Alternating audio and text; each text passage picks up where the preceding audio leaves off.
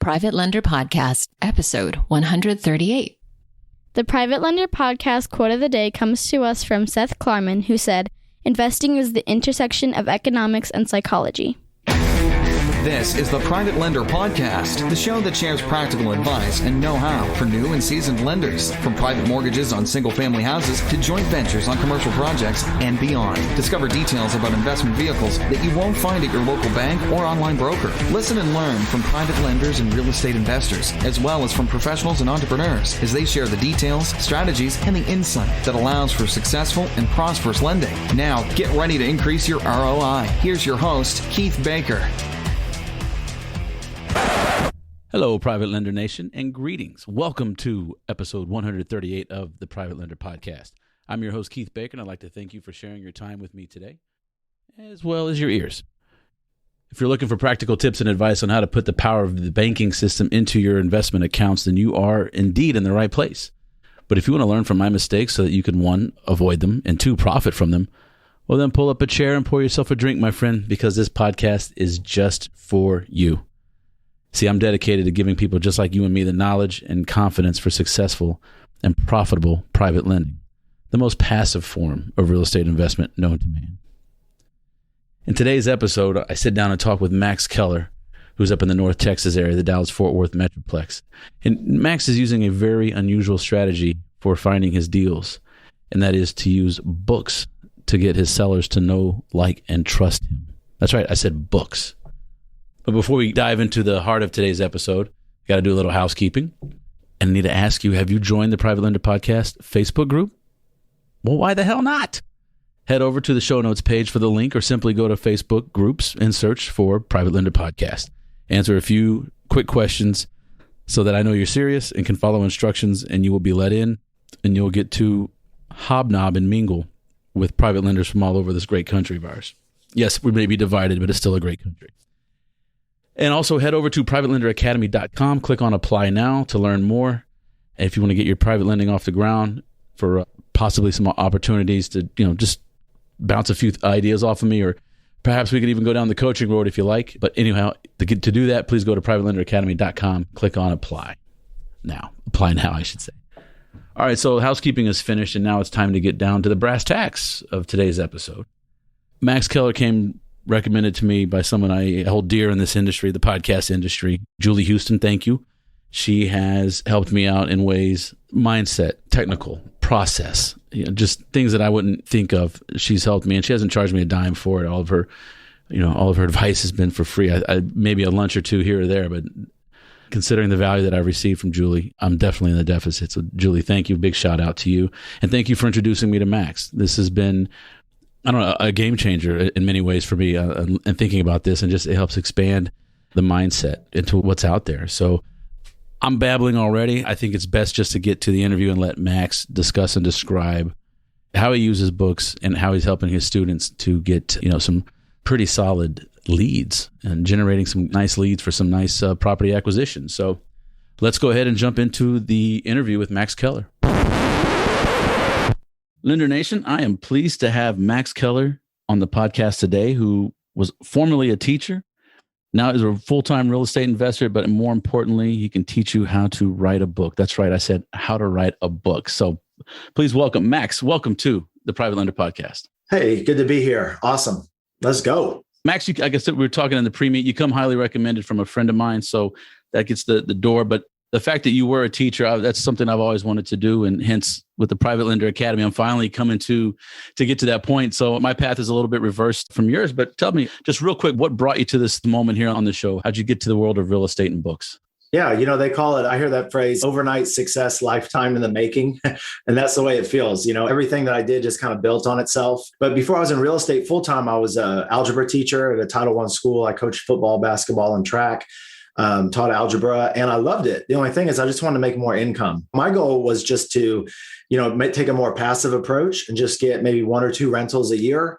If I just sort of stayed on that pattern, then I'd be able to, at the end of finishing up teaching, retiring, I'd have a nice little nest egg. But when I got going in real estate, I started realizing that it's a great way to increase your active income and just start doing more deals. And so I left my job like actually 5 years ago today from when we're recording this. So because the school year is ending, and this Monday or this day after Memorial Day, I told my principal I wasn't coming back. It was a really tough decision, but it's been great. Now I've flipped about 130 houses lately because of where the prices have been. We've done mostly wholesaling, but deals in Texas still cash flow, especially mobile homes and things like that. But yeah, I've just been, doing investing. On the borrowing side, I kind of did the normal progression. So my first deal was a self-funded kind of a hotel. I took it down with a line of credit. Houses were a lot cheaper then in 2015. And so I took it down with a line of credit. I just cleaned it up a little. I sold it. I made like $15K. And so that was cool. And I wanted to do it again. The next deal, I took it down with that same line of credit. But then once I had another deal, I couldn't keep doing that. My credit was good. So that helped. It's funny. My credit was so good because I never used it. It's like, what a weird system, but I wasn't, it was fine. So I went to a community credit bank, like credit union kind of thing, local bank. And that worked good. Did a couple deals like that. But then I was just running out and they wanted me to jump through a lot of hoops. And so I went hard money. And I did hard money for my flip deals for a while. And then I got involved, started meeting some local private money lenders and loved working with them. And it was fun. I got to show them my deals. Some of them had a lot of experience. Some of them didn't have very much at all. And so being a teacher, which is kind of the teacher mindset, I'd say, well, come and check out. Let's not rush, come and see one of my properties over here in Hearst. I'm doing this one. Check it out. I've got one over here in Irving. I explained to them how it worked. It was hard because I'm kind of a people pleaser. I liked my hard money lender. It was just kind of expensive. And it wasn't as much flexibility. And I wanted to have more long-term stuff too. And I knew private lenders, we're looking to find good people and good deals and make good rates of return. So yeah. And then I started using books and things like that. If we have time, we'll talk about that. That was sort of a total unknown, but I started using books as an education piece to attract more private money lenders, to attract more motivated sellers. But the overall model of how I got here is I taught before I got in here and I still do. And that's the best way to build relationships and help people and make the business grow. So I'm glad that I still get to do that. It's really fun. Well, I'm glad to hear you say, well, one, you taught algebra, God bless you. What grades? Just curious, what were the grades? Yeah, it was eighth if they were ahead, and then ninth on grade. And then I had one group of kids that were like 2 years behind. So they should have been like juniors. So it kind of depends on, how you are as a student. But let's just say it like this. When you go to teach and you go to the job fair, there's like elementary, middle school, and high school. The elementary line, there's 400 people in it. All these, people who've been waiting their whole lives to be a kindergarten teacher. You go to the high school line, people with a lot of experience, they love their subjects. Middle school, junior high, nobody. If you have middle school kids of your own or cousins, you'll know. But I liked it. What I liked about working with kids is the same thing I like with the people that I work with in real estate. I like working with people that tell the truth. And kids, believe it or not, they almost always tell the truth. Like I remember so many times I remember one time I went to class, my hair spiked up. I thought I was like looking really cool, really on trend. The kids shut that down in 3 seconds. They're like, Mr. Keller, we can see all the way through to your scalp. That's the way kids are. Adults aren't always like that. And so I think it's super important when just from my own experience, it's really important that I get to know the people I'm working with. And I think on the other side, your listeners, it's super important that they really understand what's a good deal, what's not a good deal before they invest in it. And are they getting in with the right person? Because there's a lot of slick talking people. Adults aren't always truthful. We got to find who's telling the truth, who's actually doing what they say they're doing before we invest in the deals. And so I think that's kind of a piece of teaching that I bring. We'll never forget. To your point, I always say real estate investors are very persuasive and passionate people. Mm-hmm. I tell students, do not fall in love with the investor's passion or enthusiasm for the project, and be the one to tell them no. Have your bands, you lend, and this is where you lend, and don't be afraid to say no. But I just bought Tim Grover's new book, and he coached Kobe and Jordan. And okay. I heard him on a podcast. There was a guy who was trying out for the NBA, and Tim Grover told him, look, you're not NBA material. You can play for a long time. You can make a lot of money, but the NBA is just not your game. And obviously the guy was upset, offended by Tim's honesty. A few years later, he sees him at like an all-star game or whatever. The guy's not playing in the NBA. And he goes, you know what? You're the only one who told me the truth. Mm-hmm. Everyone else was bolstering him up. You can do it. You can do it.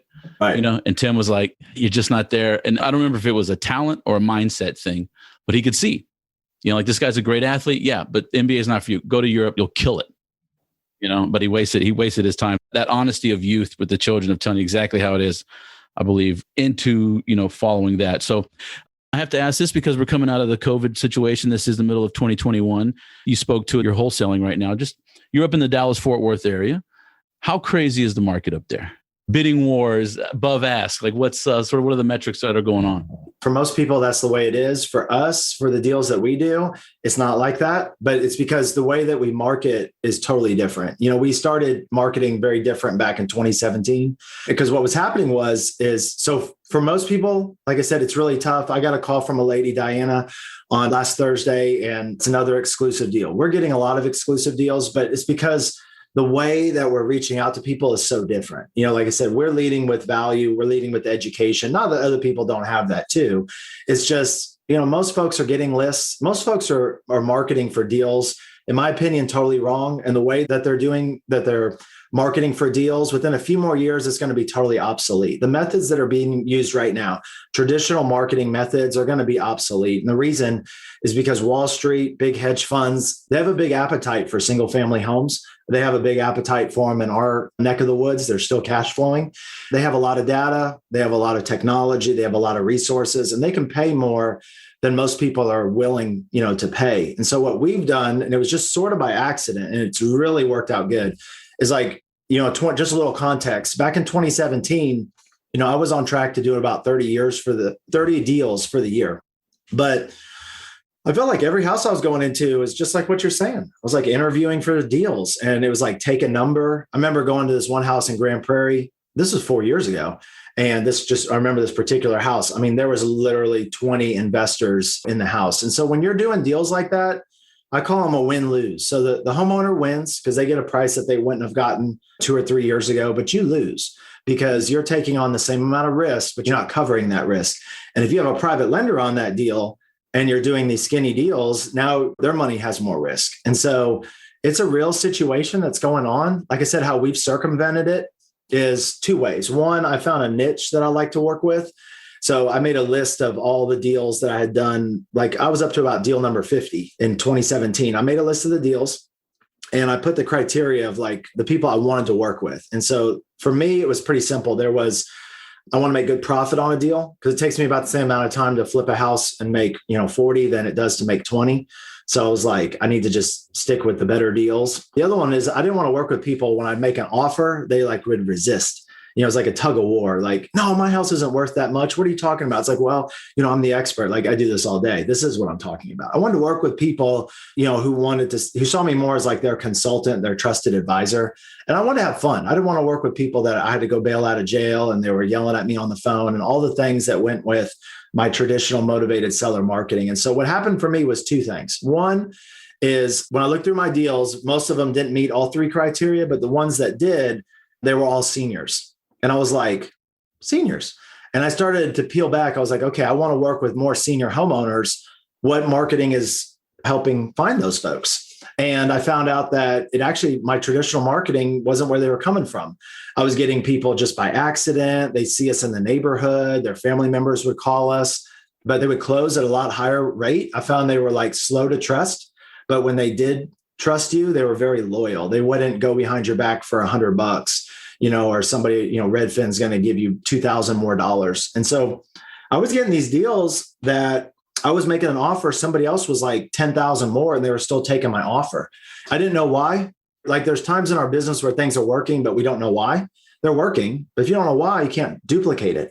So I was like, okay, I need to know why. I don't want to just like luck into stuff. And so I called up one of the sellers and I asked him, I said, hey, remember me, Max, Save Your Home Buyers. That's our home buying business. And he's like, yeah. I said, well, you had a higher offer. Why didn't you take that? And he said, the reason is because we trusted you. Like you actually seemed like you genuinely cared about, our family and making the right decision. You were telling us about stuff that didn't even relate to you, but was good for us. And ultimately that was more important than just the money. So that was the big aha moment, number 1. So I just started learning more about senior housing, and my big aha number 2, how we market totally different. And what makes it a lot easier to keep doing business in DFW because of it is I was at an appointment. The adult child of a senior homeowner, we bought their house, said, you've helped our family out a ton. You should write a book about this stuff. And I was like, no, like I'm a math teacher. Like I'm not an English teacher. And then I thought about it, right? I mean, it's a big difference. Let's face it. True. That's true. So here's what I did. I just said, I thought about it and I was like, it's actually a good idea. Because at the time I was kind of known in my area, my suburbs that I bought houses in, as the guy who knew a lot about senior housing, but I could be the guy who wrote the book on senior housing. And so I had a real unscientific approach. If anybody on here is trying to write content or do an ebook or just write a book or write a blog, I've got a gift that I'm going to give you at the end that can help you do that and save a lot of time. But I didn't have that at the time. So I just wrote down all the questions that these seniors were asking me, all the questions they should ask me, just kind of pros and cons of all the different options. And, I took care of my grandma growing up. Like if you look at my pictures of my birthday and stuff, it's like my grandma and all of her friends and, my friends too. But like I've always been around seniors. I just like working with them. I like kids and seniors. I think you got to have a lot of patience to be around both. I like kids because they just tell the truth and they're hilarious. And then I love seniors because they're just so wise and it's like amazing. The greatest people, So I wanted to just do that more in my business. So when I finished this book, it was done. I thought it was pretty good. And I started giving it out to my prospects. I started giving it out to my friends. I just printed out 100 copies. And every time somebody called our office, instead of just saying, yeah, we're going to come over to the house, I say, have you gotten a copy of our book? And they're like, your book? Because the other people buying houses don't have books. And I said, yeah, I'll send you a copy of it. Chapter 3 is all the ways to sell your house, pros and cons of each. It's a big decision. I don't want you to make a big mistake. Can you read chapter 3 before I come over? And they're like, yeah. And it did a couple things. One is when we went over there, they read chapter 3, but they read the other chapters too. So they got to know us. They felt like, we were credible and trusted because, we put the time into it to write a book. And then what else was cool is like, most of the time there was nobody else, because why would they call other people when they already have the person that wrote the book on the subject? And so that's how we get deals. We use a lot of different methods. Now we have a network of people all over, investors and agents and brokers that license our content, because I'm just buying right here in DFW. I'm not buying in Florida. I'm not buying in Houston. So we have people who use the books. We did the same thing on the private lending side. There's an education piece behind that. As you know, obviously you're doing an amazing job coaching people up on that.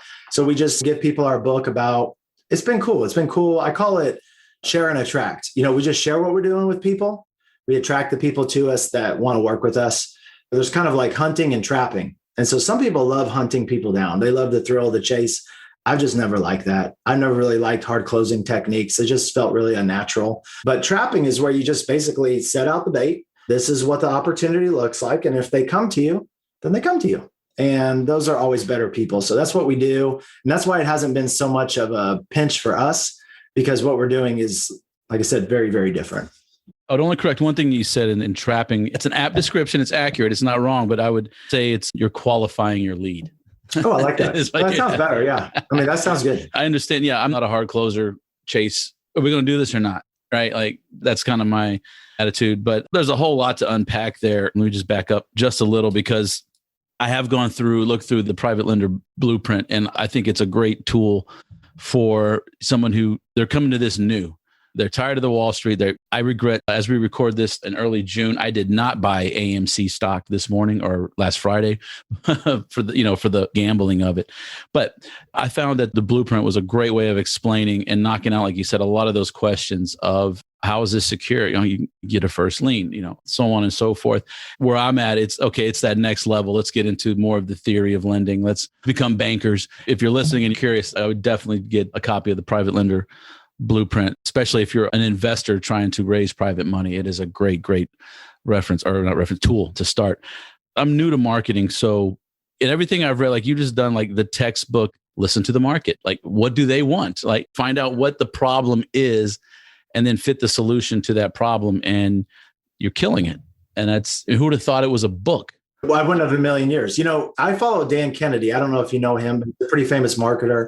And I think he's a pretty successful dude. I got his book called Book the Business. I saw kind of like people were using books, but I didn't really understand how it worked. And I thought the way to make money with a book was to sell a book.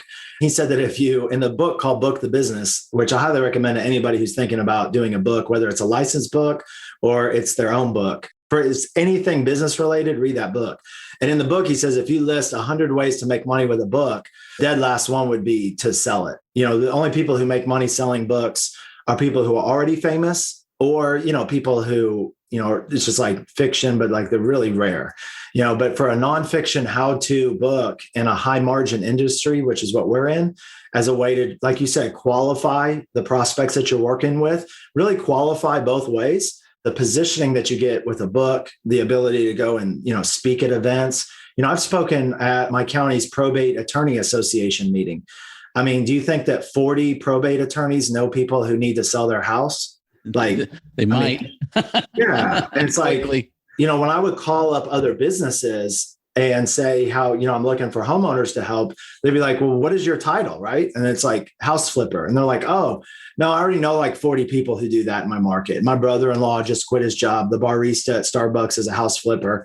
Everybody's a house flipper when the market's hot. But then when I called them and I told them, hey, this is a copy of my newest book. I'm a local author. My goal is to educate 1,000 people about private money lending here in Dallas-Fort Worth.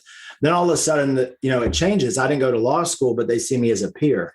And they're bringing me into their community to teach their audience. When I'm working with them and I'm solving their problems, then they're not calling other people. And so it's just a different approach. It's more of a relational, like you can make money doing just transactional deals where there's no people involved, and there's nothing wrong with that, or relational. But I found that when you're to belly with the seller, you're across the kitchen table, it's just 100% about what they care about. And I've had a good success in my marketing, pointing people to options that don't point to me, because although I won't get paid on it, I know it'll come back because we're building that trust. And, even if they don't do business with me, they'll refer me to their friends because I'm the kind of person that they want to do that to. So that's sort of how the cycle's been.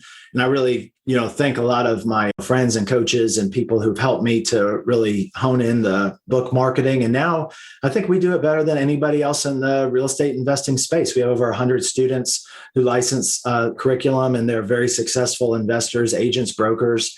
And so I have a weekly call with them, and it's really fun. It's fun. I learn, we were talking about masterminds earlier and how important it is to be in the right community. I really think that is a way to accelerate. But yeah, when it comes to marketing, leading the funnel with a book has been very valuable for us. And coming into this new online marketing and, trying to build the list and top of funnel, and it's a bit overwhelming. I'm a bit old school. I still remember the old Atari 2600.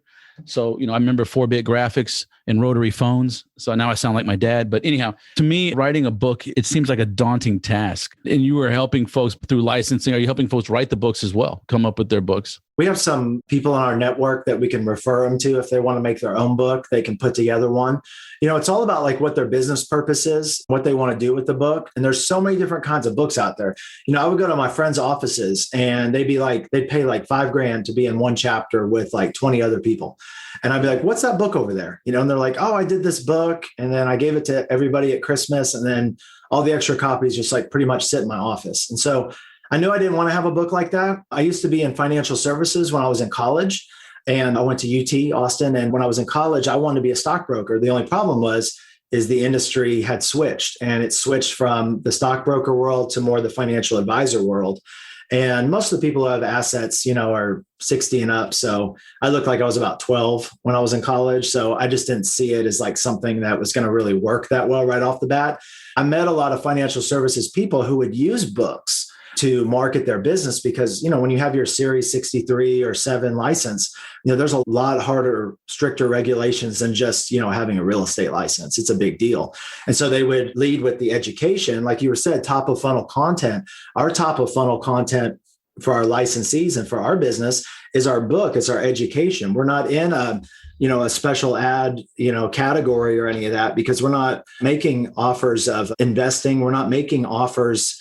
We're not making security offers. We're not making investing offers. We're not making homeowner, investment or home property offers. We're just educating. And so by leading with the education, I saw financial advisors do that. One, because they wanted to position that way in their marketing, but two, it's kind of a loophole to get around all the, the strict rules. and it was helping those people. So I saw that. And then I didn't really get the idea until, like I said, it started working for me. And then my friends in my groups were like, hey, can we use the book too? We found a good way to change it up. We didn't have to change it all because, I mean, it's about the same steps to be a private money lender in New York as in California or Texas. Got to still like understand the basics, the fundamentals. So that's how we do our marketing. That's how we lead our top of funnel content per se. And then our middle of funnel is really when they raise their hand. So that's when they opt in for our book. We have like electronic ones, or they, book a call with us or something, or we mail them a book. That's kind of middle of funnel. And then we'll just let them ask us questions, and then they ask us questions, and then they end up working with us. So it's funny because when I got the award with Robert Kiyosaki for Innovator of the Year for this book thing, it's so funny because it's like everybody else my age, I'm 40, they've got some app that they're selling. They've got some amazing technology. And then I got this award at this real estate conference, and Robert was there, and I got to meet him, and he asked me for a copy of my book, which was so cool because I've always been a big fan of his. And I was thinking to myself, I'm getting an award for Innovator, and I'm using a book which has been around for like 2,000 years. So it's but it's like psychologically speaking, it doesn't. I mean, and you have the same thing with your podcast. I mean, people who listen to this know that you're serious about your career, and a lot of stuff, and you're giving a lot of value to everybody. They're just going to want to work with you. So I mean, a YouTube channel, a podcast, a book, it's kind of the same idea. I'm just, I guess, really old school too. Kind of, I think the words are curmudgeon. Right when I launched the podcast, this lady out in California named Nomi Ya contacted me, and she says, hey, I want to be a private lender. And she came out of being writing and touring musician on the road, and said, enough of this. I got some money. I can start doing lending. She created a business doing private lending as a business, right? Which is something I normally don't talk about. It's more just investing, but she's doing it as a business, right? And she wrote a book as a musician, and it's called From Notes to Notes. So, right now when you sign up, boom, you get an old school copy. You don't get a Kindle. You don't get an ebook. You get an old school copy. And yes, I have to put it in a bubble bag and put a stamp on it. And I'm okay with that because you can't dog ear and write in the columns of an ebook. I mean, I'm sure you could. Here's a prime example. The Science of Personal Achievement by Napoleon Hill. This is on CD, right? So I can listen to it, and I love that. But I want to highlight, I want to underline the way I did in college. All right. No. Hey, I'm with you 100%. No, you actually hit on a really good point. So a lot of people ask me, they say, Max, should I write my own book or should I do a licensed book? And like when I coach people on this, we don't write individual books for people. We only do licensed books for us. And then we have some coaching companies that we're doing them for so that their students can license them because they just want minimum effective dose. They want to be able to give it out and it not be a huge burden. So if you want, but I know people who can create manuscripts for people. So like number one is just, like what we got really right with the home to home book and the private lender book, it's 99% about what our ideal customer cares about and like 1% about us. Whereas a lot of people's books I see, it's almost like flipped. They just talk on and on about the time they fell down a well and they overcame challenges. And like, that's all cool. But like, our customer, our prospect, whether it's private lending, they want to do real estate deals, they're interested in what they're interested in. They want to get their problem solved. And so writing a how-to book to solve that is how we do it. Traditionally, you can spend 100 to 100 hours plus writing your own book. Like I said, I'm going to give you all a tool, the newest book that I wrote, which teaches real estate people how to write their own book. It's the guide and framework that we use every time we write, another book. So I'll give you that, cut the time down in half, just stay till the end and I'll get you those details. But yeah, it can take a lot of work. You can do a licensed book for us, people who reach out to us. They invest about a third of what it would cost to write their own book. If they went through like a regular company, they spend about 1 to 2 hours time commitment. In less than 30 days, they get a book that they can pass out to their ideal prospects. So it's pretty hard to argue with that. But, they get an ROI a lot of different ways. Like I said, I mean, when I got my first book, I put it on Amazon, it got to bestseller, which was cool for the category, but I don't make a lot from the royalties. I make a lot from, getting to the privilege to work with somebody. And so the positioning, pre-qualifying me and the other person before I go over there, and then referrals. And it's exactly what you just said. Like my company, we used to put out a lot of bandit signs. So for people that don't know, they're just like little signs in the road that say, we'll buy your house. So I put them out for a while. And then when I got more money, I paid other people to do them. We use this app and stuff and track it and all that. Well, now I still do bandit signs, but they're in people's living rooms. They're my signed book, because when you give somebody a book, they don't throw it away. We got a call from a lady, Diana, last Thursday, and she went to our workshop 2 years, 2 months ago. So we did a workshop at a church March 17th of 2019. And then she called literally a little over 2 years later. And she said, hey, I got your book at the workshop a couple of years ago. My parents are older. They need to move out of their house. So I'm actually going to reach out to her in a few minutes. And we've got a good plan. We're going to help sell the parents' house. And then we're going to find them a new place to live. But like, do you think anybody's keeping your business card or your postcard or your yellow letter for 2 years? I mean, maybe, but not like a book. So what you said is exactly right. Ebook is good, but it doesn't have the perceived value of a physical book. It only gives value if somebody consumes it and it's getting lost in their email inbox.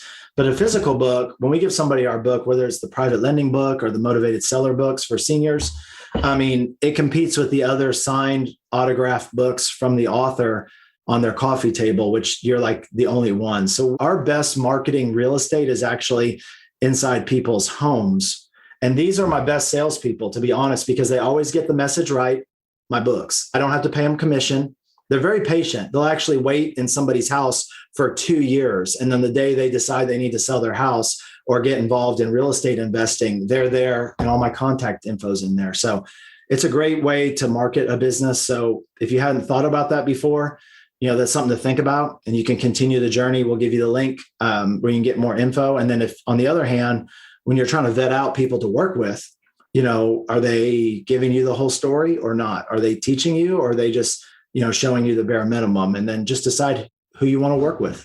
One, you can help folks write their own book, get it published, and have it as their marketing tool, right? So landlord or flippers, investors, so on and so forth. Or if you're looking to drum up your own private lenders. So what you said is 2 hours and 30 days, I can have the book in hand. What is the cost? Is it a one-time payment, or is a payment plan? How does that work? Yeah, so they vary depending on what kind of promotions we have. But I'll just say as a blanket statement, it depends on what niche you want to go after. But we have some programs that start at about $1,000 and then just go up depending on which niche you pick and what package you decide. So there's some places for people who just want to get started. I call it educational marketing. We actually have a new certification that's going to be launching this month.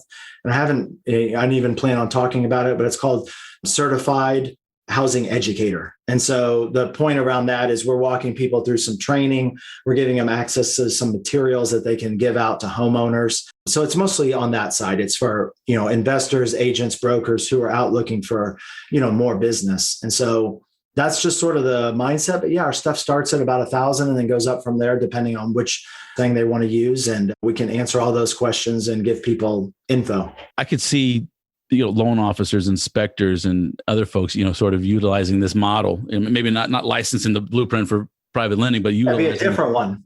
Yeah. But, certainly to bring it up and provide that, one, the education, and two, the perceived, you're the expert at that point. You've written a book.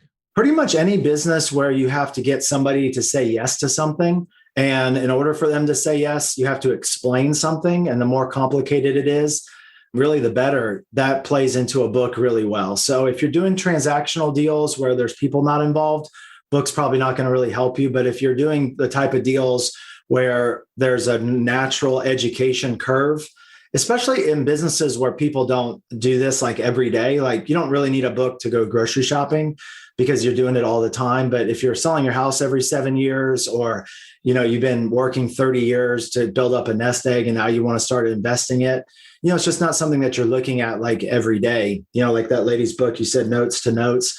Yeah, that's an education piece. And we're doing one, like I said, for a big note company that will be announcing soon. So because there's an education piece there. So yeah, I totally agree. And some people reach out to us and they have books that they're already giving out and they're already doing this for in other industries, and ask if we can license them to other people and give them royalties. And we have some deals like that. If somebody out there has a book, they're giving it out to people right now, and it's in a different industry. We're very good at taking a manuscript, a how-to manuscript, and then licensing it to people's audiences and allowing those students and followers to give out a book and start teaching with it instead of having to write their own. So that's kind of what we do. How can people find out more and get that bonus? Let's get that out there first. Yes, Deals Chasing You. dealschasingU.com/Baker, Baker.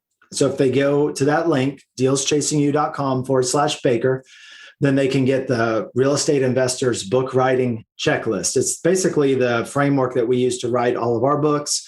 It's the framework I didn't have when I first got started. That's why it took hundreds of hours and lots of editing and re-editing. So yeah, if you want to write a book, an ebook, or just make some content on social media that people care about and actually going to read, it'll teach you real fast how to do that in that book. Perfect. I was telling you beforehand, you came highly recommended, and now I know why, because a few months ago, I was at a conference and the Robert G. Allen, No Money Down fame, was there, and he spoke, and it was funny. He was talking about how, he still does real estate, but it's not his passion anymore. He did that for 40 years. And what his passion now is getting people to write books, to write their story. Long story short, if you donate money, you can go to a 2-day event. So donated some money to a couple of charities that help out or for blindness. And I'm going to go for 2 days. And the funny thing is like my book idea has absolutely nothing to do with real estate or private lending, but I totally see how now, once I can do that, I bring it into your model and how I can license it. I'm giddy now. I'm like, because I'm thinking, why am I going to go write a book no one's going to read? Kind of thing. Right. It's all kind of clicking to me. So I just for the audience to make sure that they know that this can help. If you want to be a private lender, I would certainly look at the playbook and utilize that as a springboard into coaching or other programs of private lending. But if you're an investor, go to dealschasingU.com/Baker. Get your book writing list for the real estate investment side of things. My advice is don't let it stay at the real estate side. Learn or find ways that you can incorporate it into whatever it is you do. First off, you wrote a book, Given a Gift by Robert Kiyosaki. How many of his books do you own? I know I've got probably 4 or 5. Yeah, I mean, it's funny. 15 years ago, I tried to go full-time real estate, but I was 25. I really didn't know what I was doing. And I stood in line for 2 hours to get a copy of his book. And then fast forward, nothing really happened. I created an LLC, just typical, but I wasn't committed. I wasn't reading. And now 15 years later, a dyslexic math teacher, me, is writing a book. I would have been voted least likely to read a book when I graduated high school, let alone write a book. Fast forward 15 years later, him asking me for a copy of my book, it was just amazing. The possibilities are unlimited. And what I found is, this is the God honest truth. When it was all about the Max Keller get rich, show, and that was my mindset, there wasn't a line of people that wanted to help. But when I started giving out this book and I said, we're trying to reach 1 million senior homeowners with this book, and with the help of us and our community, we're going to hit that goal. But when I started doing that and I started helping a lot of people who I never even meet in my whole life, and I give people the book and they read it and they're crying and they're so happy. Like when you do those kind of things, you elevate the mission above what, like I said, above yourself to just random strangers. That's when the success really started coming in for us. And so we just keep that going, but it really works. It seems like it wouldn't, or it's counterintuitive or wasteful, but that's when we've been able to attract the right kind of partners and the right kind of people who have that similar mindset. And it's just been amazing. I can't believe it. I mean, in this crypto world, right? Old school. Mm-hmm. You can't really say, but it's, my banner here is the most passive and time-tested real estate investment principles in the digital age. The old saying, it's an old adage. I don't know if it's in the Bible or another religious book or if it's just whatever, but methods are many, principles are few. Methods can change, but principles never do, right? So whether it's in crypto or real estate or whatever, like the principles are the same. People want to do business with people they know, like, and trust. Bottom line. And you've gone the roundabout way of bringing an archaic technology to the forefront. And I think it's awesome, man. And I look forward to seeing where my end of this, like I said, I'm going to write a book nobody wants to read, not even me, but we'll see how it goes after that, where it goes. Well, I'm curious, in your program, just sort of, let's go from one book into the next, right? I like to deal in extremes. So, want to get started with you on some type of a licensing deal is about $1,000 in a month, right? To get started. Yeah, depending on which one. Some of them, our full books are more than that. They just depend on, like I said, when you come into it, if you do 1 or 2 at a time, that kind of thing. Okay, what if I come to you and say, okay, I have 0 time. I want my own book. How long is it going to take? How much money? So what does that look like? Yeah. So depending on which one you come in on, normally our full size books are between $4,000 and $5,000 one time. And so that gets you your book. We create it for you. It's totally done. You just fill out like a real short form. It takes about an hour, upload your picture, put a little info about you, like about the author, basically just the parts that we customize. And then we take what you write and copy edit it and make it smooth. When we just create your own custom book. And what's cool about it is that we don't just create a book for you and then send you some copies and then just drop them off and say good luck. We actually show you how to use them. That's what we're really good at. So one of our superpowers is licensing a book and you having it in your hands in less than 30 days. But our other superpower, which I would argue is actually more valuable, is how to actually install it. You're already marketing in whatever business that you're in. So between us doing it for 3 years and about 100 students across the nation, we've built a pretty good database of what works and what doesn't work. So we have scripts and templates and cheat sheets and things that just show you how to put it into your current marketing. That's what we offer too. And then our students who license one of our books, some of our books have a geographical protection. We only allow a certain number of people per area. And a lot of them are just only one, and it's just first come, first serve. People pay a small licensing fee that's a monthly fee to just hold their spot, basically, because we can't relicense that area again. And then they come to our weekly calls. And so it's like us and all of our students, and we talk about what's working. And it's cool because people are in different parts of the country. So they don't feel like they're giving away their, secrets to the local competitors. And but what we talk about is really unique. It's like how we used a book to get one of our students, Steve Vihill, he's down in Houston. He just got a speaking event at a big assisted living center because they're starting to open that back up right now. So, he's going to speak with them and they're doing all the marketing and he's going to, talk to them about what their options are. And about 50% of those folks traditionally still have their house or it's still in the family and they got to figure out what to do. Well, they listen to Steve help them for an hour and he's a super nice guy. They're just like the lead I got last week. It's just, so we teach people how to get B2B leads, stuff like that. Everybody's been happy with it. Nobody's left. So I guess that's good. When you were at UT Austin, did you ever think you would be an author talking about real estate?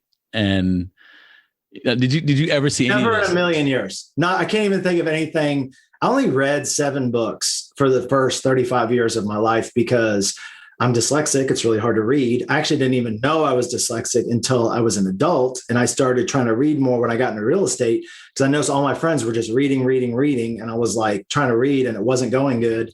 I took the test and I definitely had dyslexia. And my kids were starting to get those symptoms too. And then when you read about what it is with the kids, you're like, oh, wait, I think I have that. I thought I just didn't read because I wasn't interested in it. It was actually, it was just really, really hard. So I got with a coach, a dyslexia specialist, and it helped me out a ton. And now, I'm reading a lot and I'm writing books. I would have never imagined it. There's just not a bigger surprise. I've got 6 kids, so I've had a lot of surprises. Okay. I was about to say. Okay. So you've got the memo on what causes that. I've had a lot of surprises in my life. I've never been more surprised than what reading and writing and using it in my marketing has done. And it's been great. And it just doesn't work for me. It works for my students too. So when they do really well and we get on the Thursday call and they're like, I just got this deal and this is how it happened. And they got my book and they called me back and they said, we're going with you because you were asking us about the competition and helping us figure it out. And I'm just like, I don't know, it feels great. So I'm glad to be here with y'all today. It's been a real pleasure. I'm glad you came on. Like I said, I highly recommend it. Great. I love this story. And I graduated a double major philosophy in German. It took me 8 years to get through undergrad. Mm-hmm. Right. I never thought I'd be telling people about money and how to keep it safe. Sure. And, I never, or put a microphone and I'm on a podcast. So, but Max, I want to thank you for coming on today. It's definitely been a delight for me. I really look forward to seeing how I can work with you in the future with getting the book out. It might not work. I mean, like I said, I'm writing a book that no one wants to read, so it may not work. But the point is, I'm going to write it. I want to go through with it. And if nothing else, I can give it to my kids and say, hey, do whatever you want. Again, dealschasing.com/Baker if you want more information in the real estate investor book writing checklist. That'll cut down the time. Go to the show notes page for social links and more information. And again, Max, thank you so much. Look forward to having you back on. Hopefully this will work out and we'll have a status. In 2 years, I'll give you a call and say, hey, why don't you come back on the show and see where we're at? Yeah, it sounds great. I'm looking forward to the next update. Cool. All right. Take care. Thanks. Bye, everybody.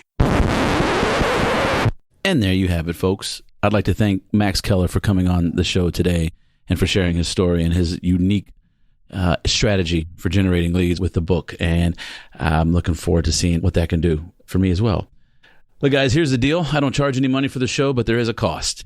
I would be extremely grateful if you could help me drive awareness to the show, to get the word out by leaving me an honest rating and review over at iTunes, Google Podcasts, Spotify, or whatever platform you're using to hear my voice. But it would mean the world to me if you could go leave a rating and review, an honest rating and review over at iTunes. That's still the big one, the gold standard in the podcast world. And so, yeah, if you could just do that, it would mean the world to me. There's a link in the show notes page that makes it easy for you. It doesn't take that long and that much time. I do believe it's a small price to pay for the value that this podcast is able to provide. So as we wrap up, just a few final thoughts. Please go join the Private Lender Podcast Facebook group if you'd like to hobnob, mingle, and just Q&A. Active private lenders out there across the country. It's a great place to share thoughts. Also go over to privatelenderacademy.com for more information about learning private lending, getting your private lending off the ground. Or if you want to bounce some Q&A off of me, I'm happy to sit down with a 15-minute call, see where you're at, see where you can go, and see if private lending is a fit for you. So that's privatelenderacademy.com and click on the Apply Now button. So as I sign off, I'd like to say that in addition to mindfulness and self-awareness, I wish you safe and prosperous private lending. And I'll catch you on the next episode. Thanks so much for listening to this episode of Private Lender Podcast with your host, Keith Baker. For more great content and to stay up to date, visit privatelenderpodcast.com. If you enjoyed today's episode, please rate and review, and we'll catch you next time.